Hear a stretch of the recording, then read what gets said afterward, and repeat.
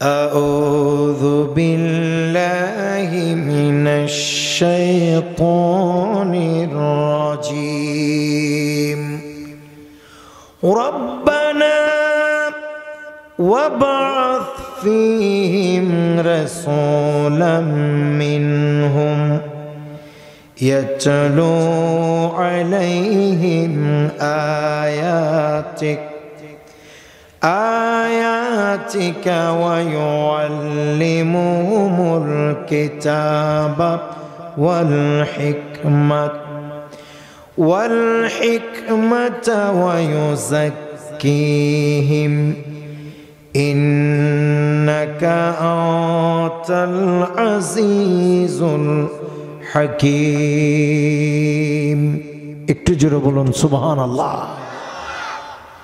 এটার অর্থ হলো এই আয়াতটি হলো মূলত সাইয়্যিদুনা ইব্রাহিম খলিলুল্লাহ আলাইহিস সালাম, আল্লাহর প্রখ্যাত একজন নবী ইব্রাহিম নবী আলাইহিস সালাতু ওয়াস সালামের জীবনের সর্বশেষ দোয়া হচ্ছে এই আয়াত। সুবহানাল্লাহ বলবেন না?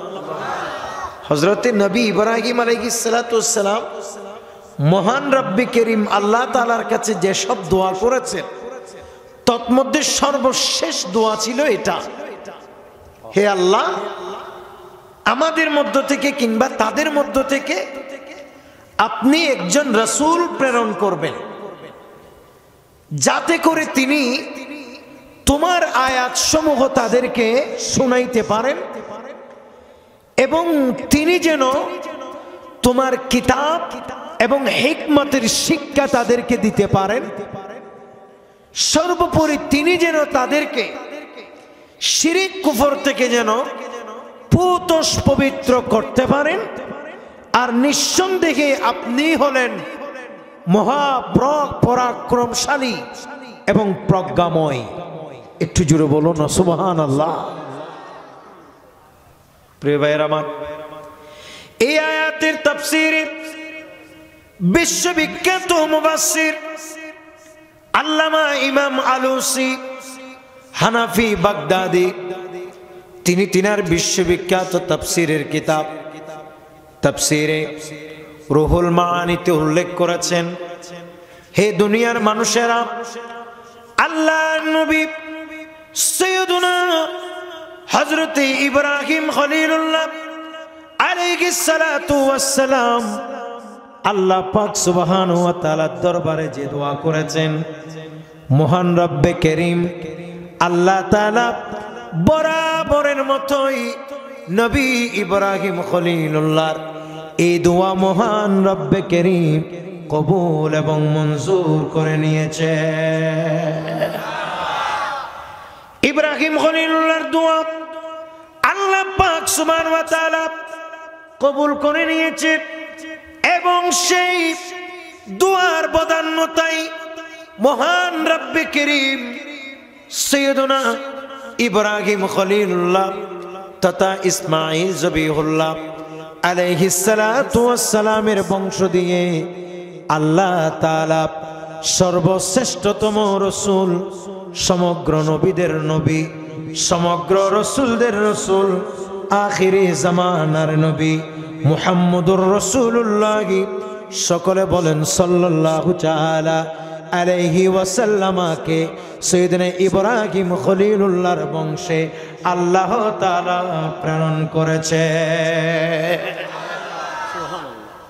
এটা ছিল সাইয়্যিদনা ইব্রাহিম খলিলুল্লাহ আলাইহিস সালাতু ওয়াস সালামের দোয়া এবং নবী করিম সাল্লাল্লাহু তাআলা আলাইহি ওয়াসাল্লাম এই বংশে আসা, আমার নবীর এই বংশে শুভ আগমন করা, এটা হচ্ছে নবী ইব্রাহিম আলাইহিস সালাতু ওয়াস সালামের দোয়ার ফসল। বলেন আল্লাহু আকবার। দোয়ার ক্ষেত্রে একটা মূলনীতি মনে রাখবে, মহান রব্বে করিমের দরবারে বান্দা যখন যে কোনো হালাল এবং যখন পবিত্র কোনো দোয়া করে মহান রব্বে করিম সাথে সাথে বান্দার দোয়া কবুল করে নেন। একটু জোরে বলবেন না সুবহানাল্লাহ। এই জন্য আল্লাহ তাআলা বলছেন উদউনি ইস্তাজিব লাকুম, যে তোমরা আমি আল্লাহকে ডাকো, আমি তোমাদের ডাকে সাড়া দিব। এই আয়াতের ব্যাখ্যায় হাফিজ ইমাদউদ্দিন ইবনে কাসির তিনি তিনার বিশ্ববিখ্যাত তাফসীরের কিতাব তাফসীর ইবনে কাসির উল্লেখ করেছেন, বলে পৃথিবীর যে কোনো আল্লাহ পাক সুবহান ওয়া তাআলার বান্দাগণ যখন কায়ু মনোবাক্যে মহান রব্বে কারীমের দরবারে দোয়া করে, আর ওই দোয়াটা যদি হালাল পন্থায় হয়, ওই দোয়াটা যদি হালাল হয়, আল্লাহ পাকের দরবারে দোয়া করার সাথে সাথে ওই দোয়া মহান রব্বে কারীম কবুল করে নেন। আর একটু জোরে বলবেন না সুবহানাল্লাহ। এখন প্রশ্ন হচ্ছে আপনাদের, হুজুর আমার যদি দোয়া কবুল হয় তাহলে আমি আল্লাহকে বলছি ব্যবসার মধ্যে উন্নতি দিতে, কিন্তু আমার ব্যবসা উন্নতি হইল না, অবনতি হইল। আপনারা অনেকেই বলতে পারেন, হুজুর আপনি বলেছেন আল্লাহ তাআলা সকল দোয়া কবুল করে, আমি আল্লাহর কাছে অনেক চাইছি একটা সন্তান যেন আল্লাহ তাআলা আমাকে যেন আল্লাহ একজন নেককার সন্তান আল্লাহ যেন আমাকে একটা সন্তান দেয়, কিন্তু আমার তো পরপর 5টা 6টা মেয়েই হয়ে গেল, আমার তো সন্তানই হলো না।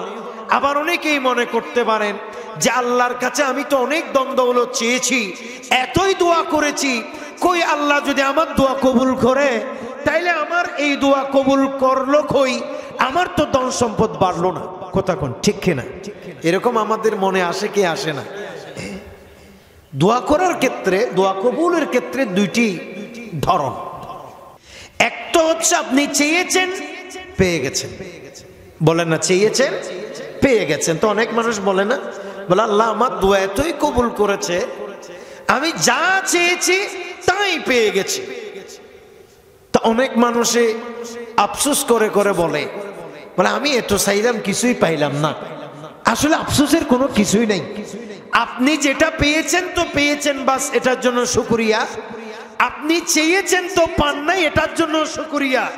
কারণ আপনি যেই দোয়া করেছেন এটা নিশ্চিত আল্লাহ পাক সুবহানাহু ওয়া তাআলা কুদরতির কানে শ্রবণ করেছেন, কিন্তু আপনার এই দোয়া কবুল হয়েছে, তার বিনিময় আপনাকে দুনিয়ায় না দিয়ে মহান রব্বে কারীম পরকালের জন্য জমা রেখেছেন।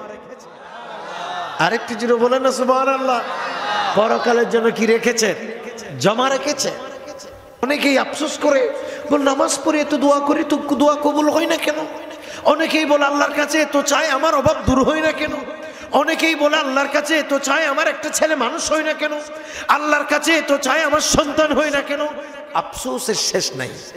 খবরদার, এটা আপনার ঈমানের লেভেল অনেক নিচে নামিয়ে ফেলে। এ ধরনের চিন্তা ভাবনা এবং এই জাতীয় ব্যর্থতাপূর্ণ চিন্তা ভাবনাগুলো আপনার হৃদয়ের মধ্যে শয়তানই এনে দেয়। কথা বলেন ঠিক কিনা? কারণ আল্লাহ আমাদের দোয়া শুনে কি শুনে না? আল্লাহ আমাদের কথা শুনে কি শুনে না? আল্লাহ আমাদের দোয়া কবুল করে কি করে না?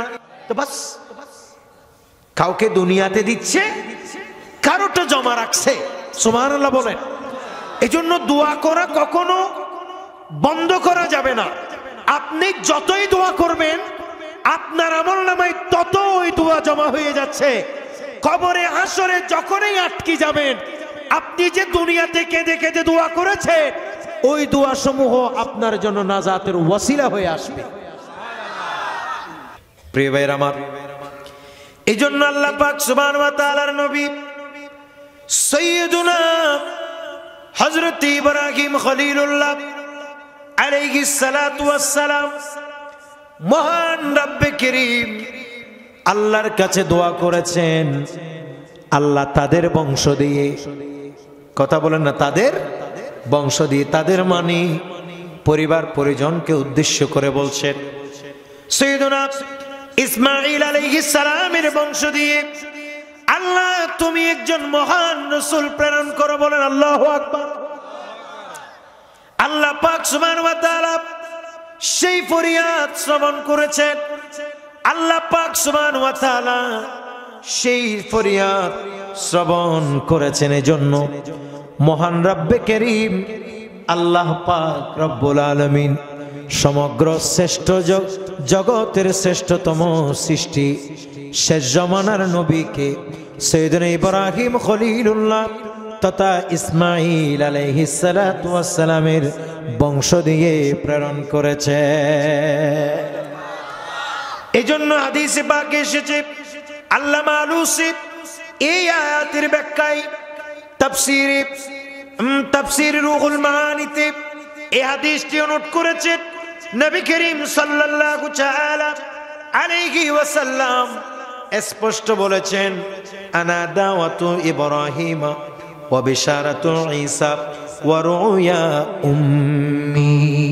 বলে দুনিয়ার মানুষ শোনো, আমি নবী হলাম ইব্রাহিম আলাইহিস সালাতু ওয়াস সালামের দোয়ার ফসল, আর আমি হলাম ঈসা নবী আলাইহিস সালাতু ওয়াস সালামের শুভ সংবাদের বাস্তবতা, আর আমি নবী হলাম আমার আম্মা জানের স্বপ্নের ব্যাখ্যা। সুবহানাল্লাহ বলে। অর্থাৎ সাইয়েদনা ইব্রাহিম খলিলুল্লাহ আল্লাহর কাছে দোয়া করেছিলেন, আমার বংশ দিয়ে একজন রাসূল প্রেরণ করো। নবী বলেছেন, আমি হলাম ইব্রাহিমের সেই দোয়ার ফসল। বলেন আল্লাহু আকবার।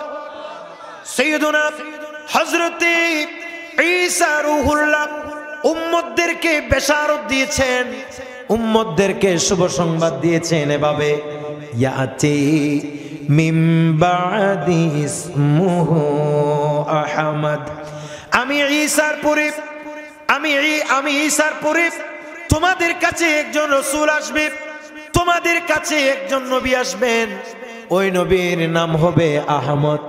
এই যে আমার নবী বলেছেন আমি হলাম ঈসা নবীর দোয়ার ফসল, তার মানে বোঝা যাচ্ছে আল্লাহর নবী ঈসা আলাইহিস সালাতু ওয়াস সালাম যে বেশারত দিয়েছেন, শুভ সংবাদ দিয়েছেন, আমার নবী হলেন সেই শুভ সংবাদের বাস্তবতা। সুবহানাল্লাহ বলে। এমনকি নবী সাল্লাল্লাহু তাআলা আলাইহি ওয়াসাল্লাম দুনিয়াতে আসার আগে আম্মা জান আমিনা রাদিয়াল্লাহু তাআলা আনহা তিনি বিভিন্ন প্রকারের স্বপ্ন দেখেছেন। বলেন আল্লাহু আকবার। বিভিন্ন প্রকারের স্বপ্ন দেখেছে, অনেক লম্বা আলোচনা, তার সার সংক্ষেপ হলো সিরাত ইবনে হিশামে এসেছে। হযরতে আম্মা আমিনা রাদিয়াল্লাহু তাআলা আনহা একদিন রাতে স্বপ্ন দেখেছে আকাশের পূর্ণিমার চাঁদ আমিনার কুলে চলে এসেছে। তখন হযরতে আব্দুল্লাহ রাদিয়াল্লাহু তাআলা আনহু রাসূল করিম সাল্লাল্লাহু আলাইহি ওয়াসাল্লামের বাবা যান, তিনি সিরিয়াতে ব্যবসার উদ্দেশ্যে গিয়েছিলেন। সকালবেলা ঘুম থেকে উঠে আমিনা বলছে, হযরতে আমিনার সাথে ঘরের মধ্যে একজন দাসী থাকত, তার নাম ছিল বারাকা। কি নাম বললাম? বারাকা। আফ্রিকার একজন মহিলা ছিলেন তিনি, গায়ের রং ছিল একেবারেই কালো। হযরত আব্দুল্লাহ রাদিয়াল্লাহু তাআলা আনহু অত্যন্ত দয়া পরবশ ছিলেন, খুবই দয়াবান মানুষ ছিলেন, এবং বাজারে একেবারেই যেই দাসীটাকে কেউ কিনছিল না, এরকম ঘৃণা করে যার দিকে কেউ তাকাচ্ছিলও না, এই অবস্থায় দেখে সাইয়েদনা আব্দুল্লাহ রাদিয়াল্লাহু তাআলা আনহু বারাকাকে কিনে ঘরে আনছিলেন। মূলত তিনাকে ঘরে আনার পর ঘরের মধ্যে অজস্র রহমত এবং বরকত একেবারে সমৃদ্ধিতে ভরে যাচ্ছিল। বারাকাকে ঘরে আনার পর আফ্রিকার ওই কালো মহিলাটাকে ঘরে আনার পর যখন বারবার বরকত হচ্ছিল, এই জন্য আমেনা এবং আব্দুল্লাহ মিলে দুজনেই কালো আফ্রিকার ওই মহিলার নাম দিয়েছিলেন বারাকা। একটু জোরে বলুন সুবহানাল্লাহ। বারাকা মানে বরকতপূর্ণ। কি আপনারা বিরক্ত হচ্ছেন নাকি ভাই? তো যেহেতু আব্দুল্লাহ রাদিয়াল্লাহু তাআলা নেই, স্বপ্ন দেখছেন আমেনা, সকালবেলা বারাকাকে বলছেন, বারাকা আমি স্বপ্ন দেখলাম পূর্ণিমার চাঁদ আমার কুলের মধ্যে চলে আসছে এবং সেখান থেকে কিরণ ছড়াচ্ছে, আলো ছড়াচ্ছে, আর সেই আলো বিশ্বের সমগ্র ঘরে ঘরে প্রায় পৌঁছে যাচ্ছে। বলেন আল্লাহু আকবার। প্রিয় ভাইরা আমার, সে আফ্রিকার কালো মেয়েটি ছিল অত্যন্ত সৌভাগ্যবান এবং খুবই চালাক চতুর প্রকৃতির। তিনি আমেনার স্বপ্ন দেখে আমেনার স্বপ্ন শুনে হাসছিলেন আর আমেনাকে বলছিলেন, আমেনা এই স্বপ্নের মানে কি জানো? আল্লাহ তাআলা অতি শীঘ্রই মহান রব্বে কারীম তোমার কুল জোড়ে একটা ফুটফুটে পূর্ণিমার চাঁদের মতো সন্তান দিবে। তোমাকে একটা আল্লাহ তাআলা একেবারে ফুটফুটে একটি সন্তান দিবে। মহান রব্বে কারীম আল্লাহ বলেন না, কে? আল্লাহ। স্বপ্ন দেখছিলেন আমেনা। এখানে একটা কথা বলে রাখা ভালো, স্বপ্ন আমরাও দেখি, ঠিক কিনা? স্বপ্ন আমরাও দেখি, কিন্তু স্বপ্ন দেখলেই সাথে সাথে যে কাউকে স্বপ্ন দেখা জায়েজ নেই, ঠিক না? এটা জায়েজ আছে, এটা ঠিক না, এটা আপনার জন্য অনিষ্ট হতে পারে। কারণ স্বপ্নের ব্যাখ্যা যেরকম করবে সেরকম, বলেন না, স্বপ্নের ব্যাখ্যা যেরকম করে সেরকমই তার বাস্তবতা হয়। কাজে আপনি যাকে স্বপ্ন বলবেন, সে যদি স্বপ্ন সম্পর্কে নাই জানে তাহলে তো আন্দাজি ফান্দাজি একটা ব্যাখ্যা দিতে পারে, তাহলে এই স্বপ্নের ব্যাখ্যা তো আপনার হিতে বিপরীত হতে পারে, ঠিক কিনা? এই জন্য স্বপ্ন যাকে তাকে বলবেন না। স্বপ্ন বলবেন যে স্বপ্ন সম্পর্কে জানে তাকে, স্বপ্ন বলবেন কোনো আলেম ওলামাকে, স্বপ্ন বলবেন বিজ্ঞ অভিজ্ঞ মানুষকে, এক নম্বর। দুই নম্বর, স্বপ্ন বলবেন নামাজি কালামি মানুষকে, এবাদত গুজার আল্লাহওয়ালা মানুষকে, আমলদার মানুষকে। তিন নম্বর, স্বপ্নে বলবেন তাকে যার ভিতরে কোনো হিংসা নাই, হাসদ নাই, যে কোনো অহংকার দাম্ভিক করে না, যে আপনার সবসময় মঙ্গল কামনা করে। এই জাতীয় মানুষকে স্বপ্ন বললে ওই স্বপ্ন আপনার জন্য কল্যাণ বয়ে আনবে। সবাই বলেন ইনশাআল্লাহ। আরেকটু জোরে বলেন। তাহলে বারাকা স্বপ্ন দেখে, বারাকাকে স্বপ্ন কি দেখেছে সেই কথা বলছে না আমেনা। বারাকা তার একটা ব্যাখ্যা দিয়েছে, তো এটা তো অনেক লম্বা আলোচনা, তো আমি সারসংক্ষেপ বলছি। পরবর্তীতে এই স্বপ্নের ব্যাখ্যা অনুযায়ী বেশ কিছুদিন পর হযরতে আমেনার কুল জুড়ে ইমামুল আম্বিয়া রহমাতুল লিল আলামিন শফিউল মুযনিবিন নবী মুহাম্মদুর রাসূলুল্লাহ সাল্লাল্লাহু আলাইহি ওয়াসাল্লাম দুনিয়াতে তাশরীফ এনেছেন। একটু জোরে বলুন সুবহানাল্লাহ। আর এর আগে তো নবীজির বাবা যে সফরে গেলেন, সিরিয়াতে ব্যবসার জন্য গেলেন, তিনি তো আর ফেরত এলেন না, তিনি ওখানেই প্রতিমধ্যে ইন্তেকাল করেছেন। আল্লাহ আমাদেরকে বোঝার তৌফিক দিন। তো আমেনার কুলে যখন এই ফুটফুটে সন্তান আসলো, বারাকা হাসতে হাসতে বললেন, আমেনা আমি তো মনে করেছিলাম তোমার এই শিশু পূর্ণিমার চাঁদের মতো সুন্দর হবে, কিন্তু এখন তো দেখেছি পূর্ণিমার চাঁদের চাইতে আরো সুন্দর। আরেকটু জোরে বলবেন না সুবহানাল্লাহ? কেমন সুন্দর! হযরত আয়েশা সিদ্দিকা রাদিয়াল্লাহু আনহা বলে দুনিয়ার মানুষ ইউসুফ নবীর সৌন্দর্য দেখে মিশরের মানুষেরা, তারা মিশরের মহিলারা তাদের হাতের আঙ্গুল কেটে ফেলেছিল, খবর ছিল না। আর আমি স্পষ্ট জানিয়ে দিচ্ছি, যেই ব্যক্তি আমার নবীর সৌন্দর্য দেখবে, আমার নবীর সৌন্দর্য যদি তারা দেখতো, তাইলে হাতের পরিবর্তে তারা কলিজা কেটে ফেলতো। জোরে বলেন না সুবহানাল্লাহ। কি কেটে ফেলতো? কলিজা। আমার নবী এত সুন্দর। অন্ধকারে সইহারি মায়েশায়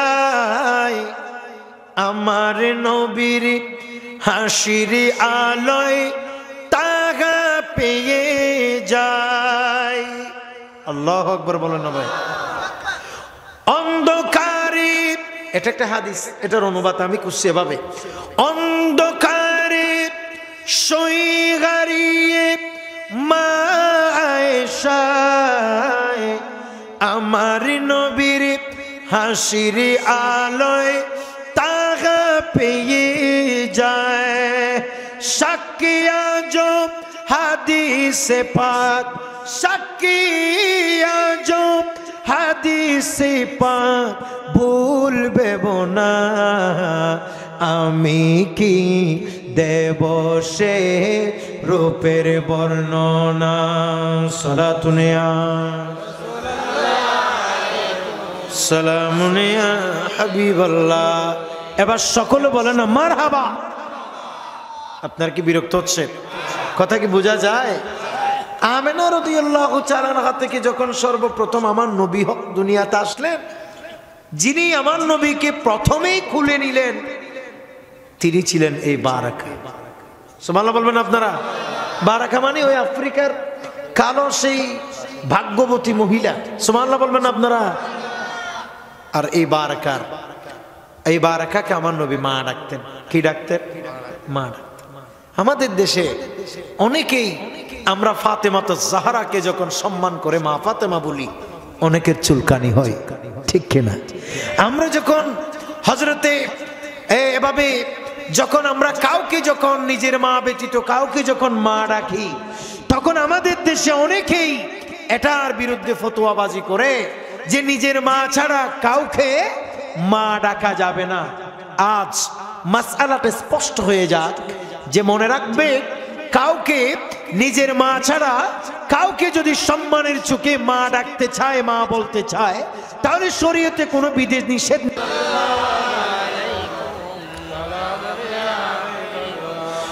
দয়ালে তোমার দারে আরজি জানাই এই অধমে, আমি তাকতে চাই না এই দুনিয়া, জ্বলতে চাই নবী প্রেমের আগুনে। সালাতুন ইয়া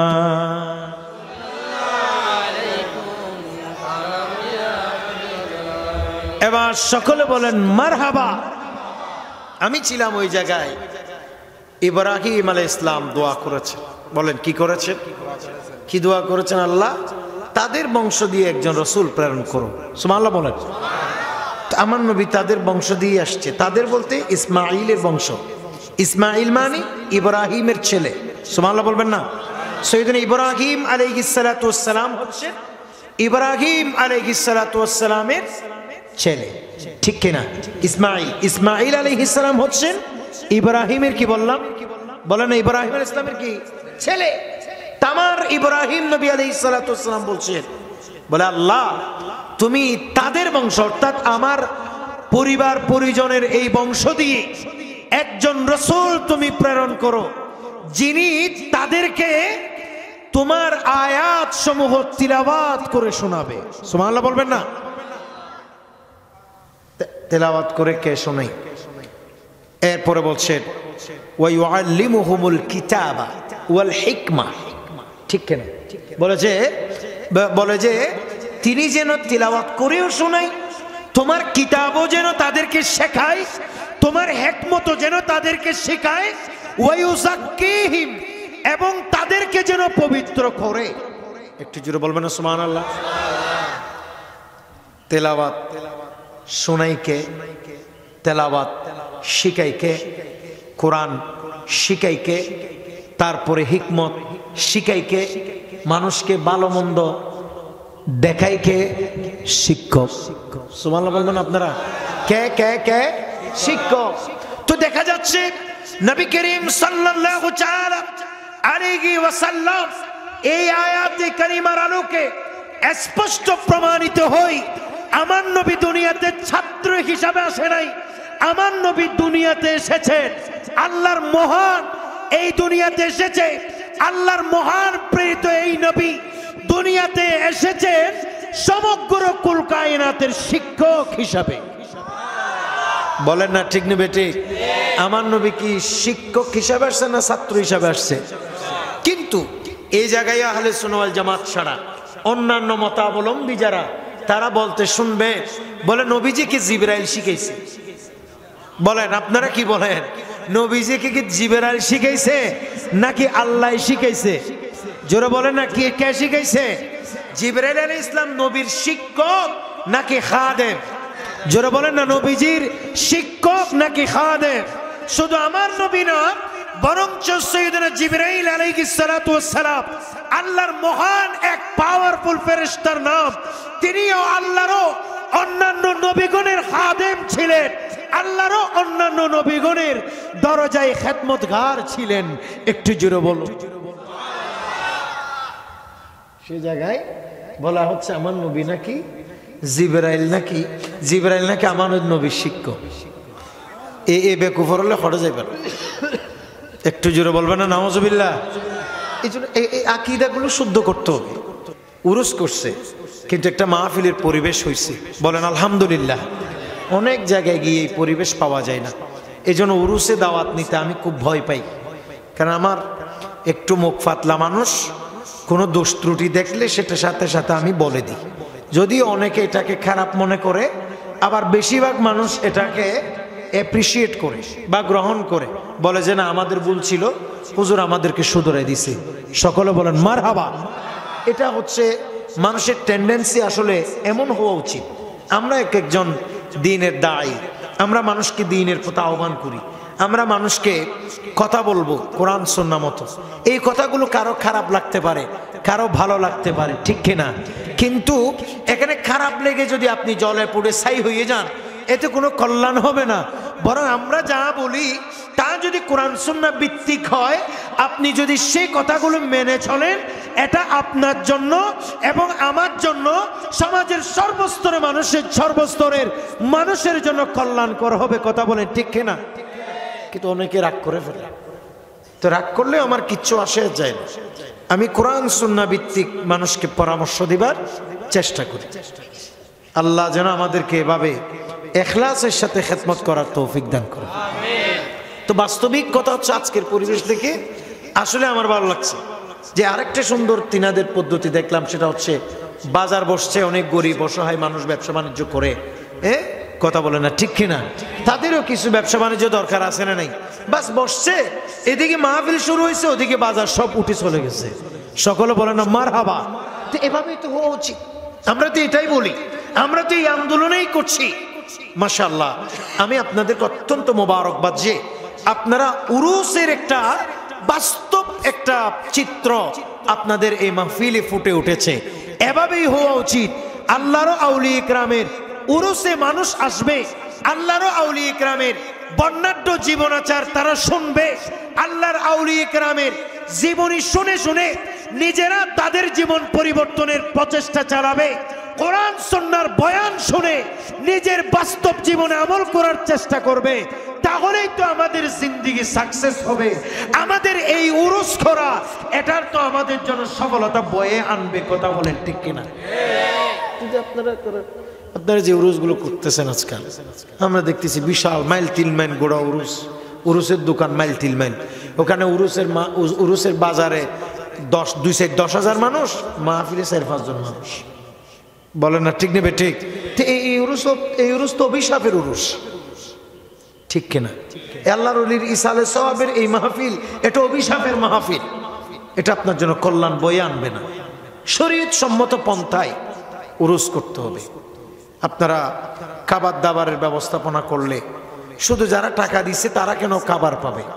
সমাজের প্রত্যেকটা গরিব অসহায় মানুষের ঘরে ঘরে এই উরুসের তাবাররুক পৌঁছেছে কিনা সেটা দেখতে হবে। কথা বলেন ঠিক কিনা? এটাই তো উরুস হওয়া উচিত। কিন্তু না, সেটা আমরা অনেক জায়গায় দেখি ব্যতিক্রম। যারা টাকা দিছে তারা পাইছে, আর যারা টাকা দিছে না তারা পাইছে না। অথচ যারা টাকা দিছে, যারা সামর্থ্যবান, এরা তো প্রত্যেক দিন বিরিয়ানি চাইলে খাইতে পারে। কথা বলেন ঠিক কিনা? এবং খাইও বটে। তো বেশি দরকার তো তাদের, যাদের টাকা নাই, পয়সা নাই, যাদের কিনে খাওয়ার সামর্থ্য নাই, বেশি তো খাবার প্রয়োজন তাদের। কথা বলেন ঠিক কিনা? তা আল্লাহর ওলির উরুসে এই উদারতা কেন থাকবে না? কিন্তু আমরা এটাও দেখি যে আবার অনেক মাহফিলে উরুস করছে, উরুস মাহফিলে অনেক তাবারুক করছে, বিরিয়ানি করছে, টাকা দিয়ে দিয়ে কিনে খাইতেছে। তো এগুলো কেন খাবে?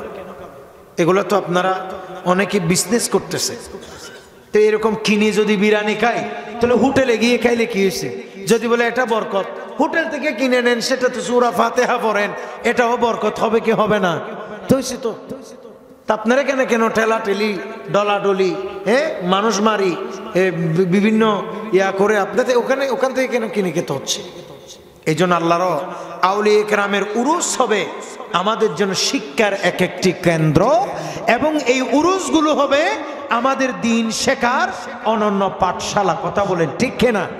সামগ্রিকভাবে এই উরুসে যারা সাহায্য করেছে তারাও পাবে, আর যারা সাহায্য করে নাই খাবার তাদের ঘরেও পৌঁছাবে। এটাই হচ্ছে আল্লাহর আউলিয়া ইকরামের শিক্ষা। কথা বলেন ঠিক কিনা? এটা ঠিক কিনা? কি হিসাবে আসছে? এটা তো নবী সাল্লাল্লাহু আলাইহি ওয়াসাল্লাম, এটা কোরআন শরীফের, এটা কোরআন কারীমের আয়াতে তো স্পষ্ট বোঝা যাচ্ছে। ইব্রাহিম নবী আল্লাহর দরবারে দোয়া করছেন, আল্লাহ এমন একজন রাসূল তুমি পাঠাইবা যে রাসূল তাদেরকে তেলাওয়াত করে শোনাবে, যে রাসূল তাদেরকে তোমার কোরআন শিখাবে, যে রাসূল তাদেরকে তোমার হিকমত শিক্ষা দেবে, যে রাসূল তাদেরকে শিরক থেকে পবিত্র করবে। আরেকটু জোরে বলবেন না সুবহানাল্লাহ? যে গুণের কথা নবী ইব্রাহিম বলেছেন, এগুলো তো সব ছাত্রের গুণ নাকি শিক্ষকের গুণ? জোরে বলে না কিসের গুণ? শিক্ষকের গুণ। এই জন্য আমার নবী নিজেও বলেছেন বুইস্তু মুআল্লিমান, বলে আমি রাসূল দুনিয়াতে এসেছি শিক্ষক হিসাবে। বলেন আল্লাহু আকবার। নবী বলতেছে শিক্ষক হিসাবে আসছে, আর আমরা জোর করে করে নবীর উম্মত দাবি কইরা আবার জোর করে নবীকে জিবরিলের ছাত্র বানাই দিতেছে। এত বড় মানুষ এত কমন সেন্সহীন হয় কিভাবে? এক বক্তা নবী করিম সাল্লাল্লাহু আলাইহি ওয়াসাল্লামের শানে বাদশা বলার কারণে খেপছে। একটু জোরে বলবেন না নাউজুবিল্লাহ? দুজাহানের বাদশা নবী বলাতে এক বক্তা কি হয়েছে? খেপছে। একটু জোরে বলবেন না নাউজুবিল্লাহ? আচ্ছা, নবী করিম সাল্লাল্লাহু আলাইহি ওয়াসাল্লামকে যদি আপনি বাদশা না বলেন, দুজাহানের বাদশাহ, কি বললাম? বাদশাহ। বাদশাহ এটা হচ্ছে ফার্সি শব্দ। কথা কোন? কি শব্দ? বাদশাহ মানে কি? রাজা, বাদশাহ। কথা বলেন ঠিক কিনা? কিন্তু এই বক্তা নবীর শানে যখন এত চমৎকার একটি শব্দ ব্যবহার করা হয়েছে, বক্তা বলছে খবরদার, নবীকে কেউ বাদশাহ বলবা না, বাদশাহ এটা আল্লাহর নাম। বলে ইন্না বাতশা রাব্বিকা লাশাদীদ। আচ্ছা, মানুষ এত মূর্খ হয়? এগুলো তো মুফাসসিরে কোরআন বলে যারা উপস্থাপনা করে তাদের তো অন্তত লজ্জা হওয়া উচিত। কথা বলে না ঠিক নেবে ঠিক? বক্তা না বা মেন্টাল প্রবলেম, বক্তারে না মানসিক সমস্যা।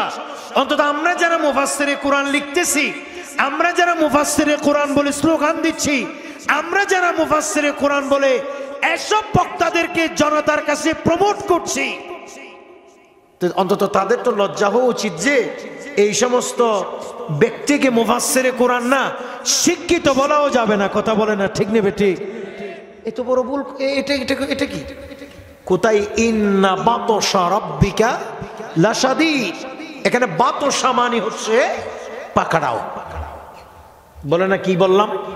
পাকড়াও। পাকড়াও মানে বুঝছে? বাতশা, বাতশিন, বাতশা। আপনারা কি আমার কথা বুঝছেন? ইন্না বাতশা রাব্বিকা লাশাদীদ। আল্লাহ বলেন নিশ্চয়ই তোমার রবের পাকড়াও অনেক শক্ত। একটু জোরে বলবেন না সুবহানাল্লাহ? এখানে বাতশা বলা হচ্ছে, আর ওখানে বলা হচ্ছে দুজাহানের বাদশা নবী। বাদশা এবং বাদশা শব্দ কি এক? আপনারা কেমনে বুঝলেন? আপনারা তো কোনো মুফাসসিরে কোরআন না, তা আপনারা বলবেন হুজুর এই দুইটা শব্দ বোঝার জন্য বাতশা এবং বাদশা, এই দুইটা শব্দ বোঝার জন্য তো মুফাসসিরে কোরআন হওয়া লাগে না। এটা তো আমাদের কানেই যথেষ্ট। আমরা কান দিয়ে শুনে বুঝতেছি এই দুইটি শব্দের মধ্যে বিস্তর তফাৎ রয়েছে। কথা বলে না ঠিক নেবে ঠিক? কারণ একটা হচ্ছে আরবি শব্দ, আর একটা হচ্ছে কি শব্দ? ফার্সি শব্দ। কিন্তু আমি একটা জিনিস ভাবলাম, তারা আসলে এরকমই।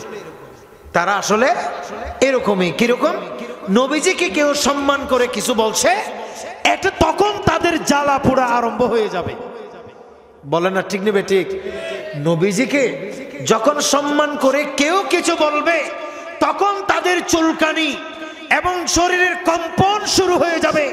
আর নবীজিকে যখন কেউ কাউবয় বলবে, নবীজিকে যখন কেউ রাখাল বলবে, নবীজিকে যখন কেউ নেতা বলবে, নবীজিকে যখন আমাদের মতো মানুষ বলবে, তখন কিন্তু তাদের ভিতরে এত আসর প্রভাব পড়বে না, তখন কিন্তু তাদের অন্তরে এত বেশি খারাপ লাগবে না। কথা বলেন ঠিক না? কারণ সমস্যা ঈমানে। কথা বলেন তাদের সমস্যা কোন জায়গায়? ঈমান। এবং এই কথাও বলে দিই, এমন কুরুচিপূর্ণ শব্দ, ত্রুটিযুক্ত শব্দ, যে শব্দগুলোর ভিতরে ত্রুটি আছে, বিচ্যুতি আছে, যেমন রাখাল, এই শব্দের ভিতরে কি আছে? ত্রুটি আছে। যেমন কাউবয়, এই শব্দের ভিতর কি আছে? ত্রুটি আছে। যেমন নবীর শানে যদি কেউ বলে আল্লাহর দাস, দাস শব্দের ভিতরে কি আছে? ত্রুটি আছে। কেউ যদি নবীকে বলে নেতা, নেতা শব্দের ভিতরে কি আছে? ত্রুটি আছে। ইসলামী শরীয়তের ফয়সালা হচ্ছে এই জাতীয় ত্রুটিযুক্ত শব্দ কেউ যদি অনিচ্ছায় ব্যবহার করে, কি বললাম আমি? অনিচ্ছায়, অজান্তে কেউ যদি মাসআলা না জেনে ব্যবহার করে, তাইলে এটা হচ্ছে হারাম। হারাম জানার সাথে সাথে তওবা করবে আর বলবে না। আর কেউ যদি ইচ্ছাকৃতভাবে আমার নবীর শানে এই জাতীয় শব্দ ব্যবহার করে, তাইলে তখন হবে কুফর, ঈমান থাকবে না। একটু জোরে বলবে না নাউজুবিল্লাহ। আল্লাহ আমাদেরকে বুঝার তৌফিক দান করুন। নবীজিকে আল্লাহর দাস এই শব্দ, এটাকে আমার নবীর শানে যায়? কারণ দাস, দাস তো হিন্দুদের একটা মানে সম্প্রদায়ের নাম আছে। একটু জোরে বলবে না নাউজুবিল্লাহ। প্রিয় ভাইয়ের আমার, নবী করিম সাল্লাল্লাহু তাআলা আলাইহি ওয়াসাল্লাম দুনিয়াতে আসলেন ছাত্র হিসাবে নাকি শিক্ষক হিসাবে? সবাই বলেন কি হিসাবে? আমার নবী শিক্ষক হিসাবে আসলেন, দুনিয়ার মানুষকে শিখাইলেন। আল্লাহর হাবিবে পাক সাকিবুল আওলাদ সাল্লাল্লাহু তাআলা আলাইহি ওয়াসাল্লাম কোরআনুল কারীমের তেলাওয়াত করেও শোনাইলেন। আল্লাহর কোরআনের আইন পদ্ধতি, নিয়ম কারণও শিখাইলেন। হিকমত বলতে ইমাম আলুসি বর্ণনা করেছেন, বলেছে এখানে হিকমতের এক অর্থ হচ্ছে আমার নবীর সুন্নাত। সুবহানাল্লাহ বলেন। হিকমতের বাংলা হলো বিজ্ঞান, বলে না বাংলা হলো বিজ্ঞান, এক অর্থ হলো বিজ্ঞান। তার মানে নবী করিম সাল্লাল্লাহু তাআলা আলাইহি ওয়াসাল্লামের সুন্নাহ হলো, আমার নবীর শিখানো পদ্ধতি হলো বিজ্ঞান সম্মত। বলেন আল্লাহু আকবার। আমার নবীর সমস্ত সুন্নাত বিজ্ঞান সম্মত। সুবহানাল্লাহ বলেন। ঠিক নেবে ঠিক। আধুনিক বিজ্ঞান কত কিছুই আবিষ্কার করেছে আধুনিক যুগে। আপনারা জানেন তারা অনেক চিন্তা করছে, গবেষণা করছে। এমনকি বিধর্মীদের বিরাট একটি দল বছরের পর বছর গবেষণা করছে নবীজির সুন্নতের বিষয়ে। কিন্তু বড় একটা বিস্ময়কর ব্যাপার হলো, আমার নবী এত বড়ই শিক্ষক, আজ পর্যন্ত রাসূল কারীম সাল্লাল্লাহু আলাইহি ওয়াসাল্লামের কোন সুন্নতকে বিজ্ঞানীরা মিথ্যা কিংবা ভুল বলে প্রমাণ করতে পারে নাই। যেটা তারা 60 বছর গবেষণা করে যেই গবেষণার যে ফলাফল বের করেছে, যেটা 70 বছর গবেষণা করে যেই ফলাফল তারা বের করছে, 100 বছর গবেষণা করে যেই ফলাফল তারা বের করছে, এটা আমার নবী 1500 বছর আগে বলে গিয়েছে। সুবহানাল্লাহ। ঠিক নেবে ঠিক। এটাকে বলা হয় হিকমত। আপনারা কি কথা বুঝতেছেন? আমার বিরক্ত হচ্ছেন ভাই? শুনেন, নবী সাল্লাল্লাহু আলাইহি ওয়াসাল্লামের প্রত্যেকটি সুন্নাত হিকমা সম্বলিত, বিজ্ঞান সম্বলিত। সুবহানাল্লাহ বলবেন আপনারা। যেমন দেখেন, নবীজি বলছেন বসে প্রস্রাব করো। কথা বলেন, কিভাবে প্রস্রাব করো? বসে। বসে কেন প্রস্রাব করতে বললেন? বিজ্ঞানীরা বছরের পর বছর গবেষণা করেছে, বছরের পর বছর গবেষণা করে তারা চিকিৎসা বিজ্ঞানীরা ফলাফল দিয়েছে যে যতক্ষণ মানুষ বসে বসে প্রস্রাব করবে না, দাঁড়িয়ে যখন মানুষ প্রস্রাব করবে, তাদের প্রস্রাব ক্লিয়ার হবে না। তাদের প্রস্রাবের কিছু ছিটে ফুটা যেই জায়গা থেকে প্রস্রাব আসে, ওই তলির বিভিন্ন রন্ধ্রে রন্ধ্রে প্রস্রাবের ছিটে ফুটা রয়ে যাবে। আর এই ছিটে ফুটা যদি রয়ে যায়, এক পর্যায়ে সেই বাসি কিংবা দুর্গন্ধযুক্ত পরিত্যক্ত সেই প্রস্রাবের ছিটে ফুটা থেকে ওই মানুষ থেকে একসময় কিডনি রোগ কিংবা তার ভেতরে ক্যান্সারের সেল জমে যাবে। ওই মানুষ একদিন না একদিন অসুস্থ হয়ে যাবে। তাহলে সুস্থ হলে কি করতে হবে? বিজ্ঞানীরা বলে যদি সুস্থভাবে তুমি বাঁচতে চাও, থাকতে চাও, তাহলে প্রস্রাব করার সময় তুমি বসে বসে করো। আরেকটু জোরে বলবেন না সুবহানাল্লাহ? এটা বিজ্ঞানীরা এটা গবেষণা করে বাইর করতে 1 বছর 2 বছর না, অনেক বছর লাগছে। 10 বছর লাগতে পারে, 20 বছর লাগতে পারে। স্পেসিফিক আমার এই গবেষণার ব্যাপারে অথেন্টিক ধারণা না থাকলেও কিন্তু এই কথা আমি স্পষ্ট বলতে পারি, একজাক্ট বিজ্ঞানীরা বছরের পর বছর গবেষণা করে এই তত্ত্ব মানুষকে দিয়েছে, যেটা আজকে থেকে 1500 বছর আগে আমার নবী উম্মতকে জানিয়ে দিয়েছে। শুধু সেটা নয়, এই যে মিসওয়াক, কি বললাম? মিসওয়াক, আমার নবী মিসওয়াক দিয়েছে মানুষকে। মিসওয়াক সুন্নাহ। রাসূল করিম সাল্লাল্লাহু আলাইহি ওয়াসাল্লাম বলছেন যে আমার উম্মতের কষ্ট হবে, এটা যদি আমি অনুভব না করতাম, এটা যদি আমি না বুঝতাম, তাহলে প্রত্যেক নামাজের পূর্বে উম্মতদেরকে মিসওয়াক করা আমি ফরজ করে দিতাম। সুবহানাল্লাহ বলবেন আপনারা? বা ওয়াজিব করে দিতাম, আবশ্যক করে দিতাম। এখান থেকে আরেকটি মাসালা, নবী চাইলে ফরজ কিংবা ওয়াজিব করে দিতে পারে, এমন ক্ষমতা আমার নবীকে দিলেন কে? সেই বর্ণনা আরেকদিন বলবো ইনশাআল্লাহ। কাজী রাসূল করিম সাল্লাল্লাহু আলাইহি ওয়াসাল্লাম আজকে থেকে 1500 বছর আগে উম্মতকে মিসওয়াকের জন্য উদ্বুদ্ধ করেছে, উম্মতকে মিসওয়াক করতে বলেছে। মিসওয়াক মানে গাছের ঢিল, মিসওয়াক মানে ছোটখাটো একটি গাছের খণ্ড, সেই গাছের ওই টুকরাকে এরকম কনিষ্ঠা আঙ্গুলির সমান কিংবা 1 বিঘত সমপরিমাণ লম্বা একটা বিশেষ কাঠ কিংবা গাছ দিয়ে আমাদেরকে মিসওয়াক করতে বলেছেন। কিন্তু বিজ্ঞানীরা গবেষণা করে আজ আমাদেরকে এই ফলাফল দিয়েছে, বলে বর্তমান আধুনিক জামানায় যে ব্রাশ বের হয়েছে, কি বললাম? ব্রাশ, ব্রাশ বলে না, কি বললাম? ব্রাশ, ব্রাশের মধ্যে যে টুথপেস্ট যেগুলি আছে এগুলিতে জীবাণু আছে।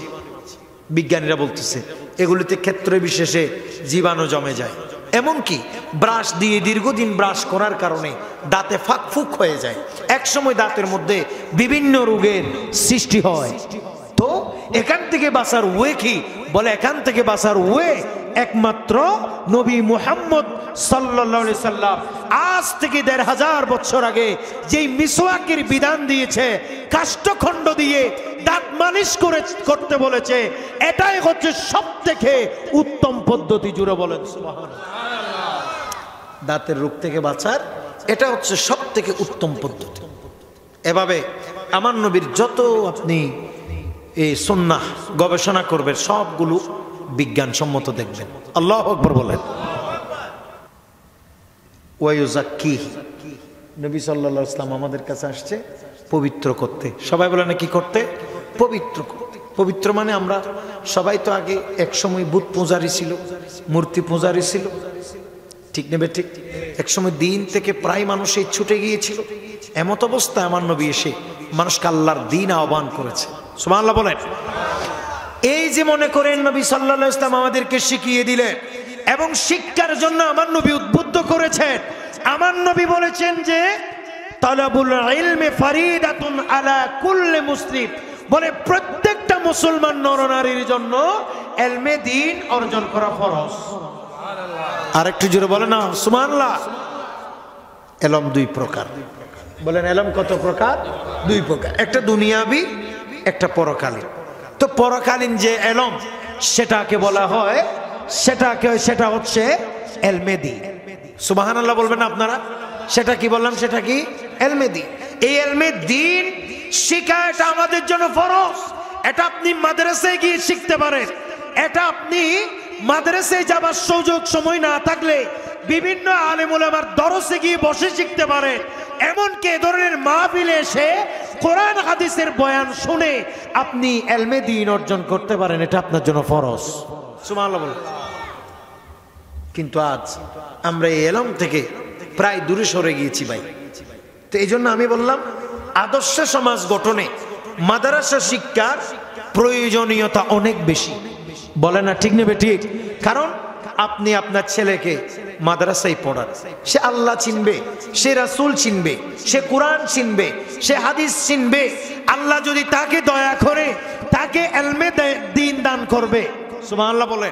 তা আপনার একজন ছেলে যদি এলমে দ্বীন পায়, একজন ছেলে যদি আপনার এলমে দ্বীন পেয়ে যায়, একজন ছেলে যদি মাদ্রাসায় পড়ে আলেম হতে পারে, ওই আলেমের কারণে আপনার পুরো বংশ আলোকিত হবে। সুবহানাল্লাহ বলেন। পুরো বংশ কি যাবে? আলোকিত। এই জন্য বাচ্চাদেরকে মাদ্রাসায় আমার নবী বলেন মান ইউরিদিল্লাহু বিহি খায়রান ইউফাক্কিহু ফিদ্দীন। নবী সাল্লাল্লাহু আলাইহি ওয়াসাল্লাম বলে আমি যখন কোনো মানুষের কল্যাণ চাই তাকে এলমে দ্বীন দান করি, দ্বীনের বুশক্তি দান করি। সুবহানাল্লাহ বলেন। এই যে আমাদের মাদ্রাসার ছাত্র জামিয়াতে পড়তেছে, মাশাআল্লাহ। ও কি নাম জানো? আমিমুল হিসান, মাশাআল্লাহ। একজন অনেক বড় বুজুর্গ নামে না, আমিমুল হিসান মাদ্রাসায় পড়তেছে। তারপরে এখানে হুজুরেরা আছে, তারপরে এখানে দেখলাম অনেক আমাদের আশপাশে জামিয়ার ছাত্ররা আছে, সকলে বলেন মারহাবা। একদিন যখন তারা কামিল পাস করে, একদিন যখন টাইটেল পাস করে আলেম হয়ে এলাকায় আসবে, শুধু এলাকা আলোকিত হবে না, এক একজন ছাত্রের ওসিলায় গোটা দুনিয়া আলোকিত হয়ে যাবে ইনশাআল্লাহ। বলেন না ঠিক নেবে ঠিক? এই জন্য মাদ্রাসায় পড়া। তবে একটা কথা মনে রাখবেন, মাদ্রাসা একসময় মাদ্রাসা শিক্ষাই ছিল সব থেকে বেস্ট শিক্ষা। নবী করিম সাল্লাল্লাহু আলাইহি ওয়াসাল্লামের জামানায় মাদ্রাসার শিক্ষার আস্তে আস্তে উৎপত্তি হচ্ছিল। আসহাবে সুফফা যারা, আসহাবে সুফফা মানে বুঝছেন গরিব সাহাবায়ে কেরাম যারা, তারা সব সময় মসজিদে বসে এলমে দ্বীনের চর্চা করতেন। সেখান থেকে এলমে মাদ্রাসা শিক্ষার উৎপত্তি হয়েছে। এমনিভাবে হতে হতে দেখা যায় আমার নবী এমন একটা সিস্টেম চালু করে দিলেন। নবী বলেন সবাইকে জ্ঞান অর্জন করতে হবে। এমনকি বদরের যুদ্ধের সময় 70 জন কাফের মুসলমানের হাতে মানে বন্দী হয়েছিল। কথা বলেন কয়জন কাফের? 70 জন কাফের কার হাতে বন্দী হয়েছে? মুসলমানের। আমার নবী বলেন তোমাদেরকে হত্যা করব না, তোমাদেরকে মেরে ফেলবো না, তবে তোমাদের থেকে মুক্তিপণ নিব। তো মুক্তিপণ কি? বলে 10 জন নিরক্ষর সাহাবীকে তুমি জ্ঞান শিখাই দিবে, জ্ঞান শিখাবা, বাস 10 জন নিরক্ষর সাহাবী তোমার থেকে অক্ষর জ্ঞান শিখবে, এই শিকার বদান্যতায় তোমাকে মুক্ত করে দেয়া হবে। জোরে বলেন সুবহানাল্লাহ।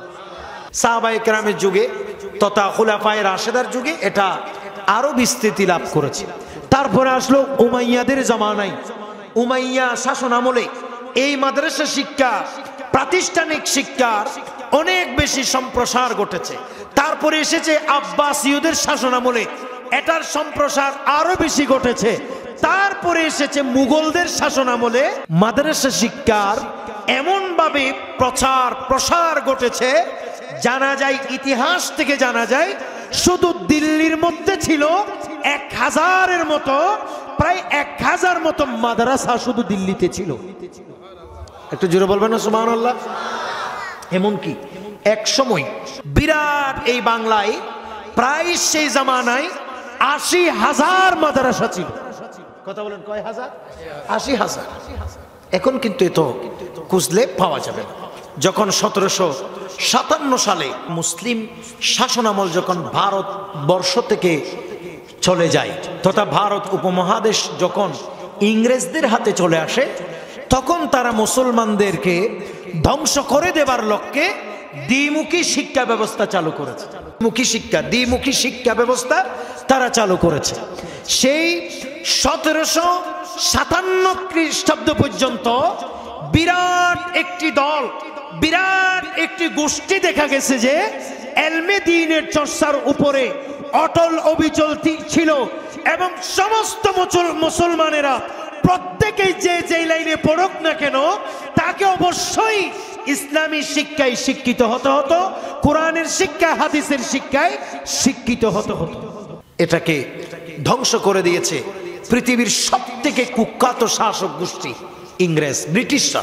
1947 সালে এই ইংরেজরা চলে গেলেও ইংরেজদের রেখে যাওয়া সেই অনেকগুলো আদর্শ নীতি নৈতিকতা, অনেকগুলো ধ্বংসাত্মক আদর্শ নীতি নৈতিকতা আমরা আমাদের সমাজে ব্যাপকভাবে আমরা চর্চা করে যাচ্ছি। কথা বলে ঠিক কিনা? অথচ ইংরেজরা যেভাবে চলে গেছে তাদের আইনেও পরিবর্তন আনা দরকার আছে না নাই? আছে। প্রত্যেকটা শিক্ষা প্রতিষ্ঠানে মাদ্রাসার সিলেবাস তথা কোরআন কিংবা হাদিসের শিক্ষা প্রত্যেক প্রত্যেকটা প্রতিষ্ঠানে দেয়া দরকার, এমনকি বিধর্মীদেরও পড়া দরকার, যাতে করে তারাও ইসলামের সৌন্দর্য বুঝে এবং যাতে করে তারাও যেন মানুষের কল্যাণকর ব্যবস্থাপনা বুঝে কথা বলে, ঠিক কিনা? এটা কিন্তু আদৌ হবে কিনা আল্লাহ জানে। তা আমরা যে সরকারে আসুক, আমরা তাদেরকেই আমরা চেষ্টা করবো এইসব কথা আমরা বলে যাব, যাতে পরিবর্তন আসে আমাদের সমাজে, যেন নীতি নৈতিকতার সম্প্রসার ঘটে। আল্লাহ যেন আমাদেরকে তৌফিক দান করুন। সর্বোপরি এই মাদ্রাসা শিক্ষার যে প্রয়োজনীয়তা, এটাকে একেবারে ধুলাই মিশিয়ে দিয়েছে, ধ্বংস করেছে ইংরেজরা। কারা বললাম? ইংরেজরা। এরা হচ্ছে পৃথিবীর সবচেয়ে নাথিং এবং ভেরি ভেরি শোষক গোষ্ঠী। শাসনের নামে যারা শোষণ করেছে এই ইংরেজ জাতি, এরা হচ্ছে পৃথিবীর সব থেকে নিকৃষ্ট জাতি। এরা আমাদের দেশে অনেকগুলো আইন প্রণয়ন করে দিয়েছে যেগুলি কোরআন সুন্নাহর সাথে সরাসরি সংঘর্ষ। এরকম একটি হচ্ছে এই মাদ্রাসা শিক্ষা ব্যবস্থা। কাজেই আমরা বলবো যে আমাদের বাচ্চাদেরকে ইংরেজরা যাই করবে করুক গা, আমরা কোনো একদিনে পরিবর্তন আনতে পারবো না, এটা সম্ভব না। তবে আমরা যারা যেই জায়গায় আছি সেই জায়গা থেকে চেষ্টা করতে হবে আমাদের ছেলেরা যেন আলেম হয়, মাদ্রাসামুখী হয়, দ্বীনমুখী হয়। আল্লাহ যেন আমাদেরকে তৌফিক দান করে।